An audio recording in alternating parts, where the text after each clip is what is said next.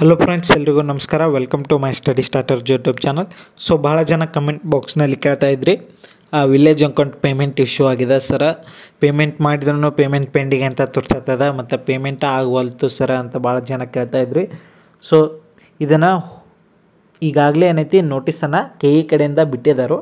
So ಇಲ್ಲಿ payment ಆದ್ರೂ ಏನೈತಿ ಪೇಮೆಂಟ್ ಪೆಂಡಿಂಗ್ ಅಂತ ತೋರಿಸಾಗ್ತದ. ಅಂಥವ್ರು ಏನು ಮಾಡಬೇಕಂತ ಇಲ್ಲಿ ಕೊಟ್ಟಿದ್ದಾರೆ.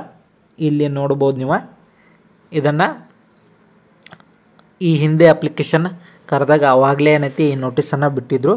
ಇಲ್ಲಿ ಗ್ರಾಮ ಆಡಳಿತ ಹುದ್ದೆಗೆ ಆನ್ಲೈನ್ ಮೂಲಕ ಅರ್ಜಿ ಸಲ್ಲಿಸಿ ಶುಲ್ಕ ಪಾವತಿಸಿದ ನಂತರ ಶುಲ್ಕ ಮಾಹಿತಿಯು ಅಪ್ಡೇಟ್ ಆಗದಿದ್ದಲ್ಲಿ ಈ ಇಮೇಲ್ ವಿಳಾಸಕ್ಕೆ ಏನೈತಿ VAOpayment@gmail.comಗೆ ಏನೈತಿ ಅರ್ಜಿ ಸಂಖ್ಯೆ ಹಾಗೂ ಶುಲ್ಕ ಪಾವತಿಸಿದ ವಿವರಗಳನ್ನು ಸಲ್ಲಿಸತಕ್ಕದ್ದು.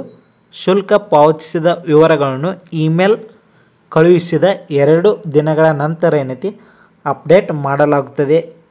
ನಂತರ ಅರ್ಜಿಯನ್ನು ಪ್ರಿಂಟ್ ಮಾಡಬಹುದಾಗಿದೆ ಅಂತ.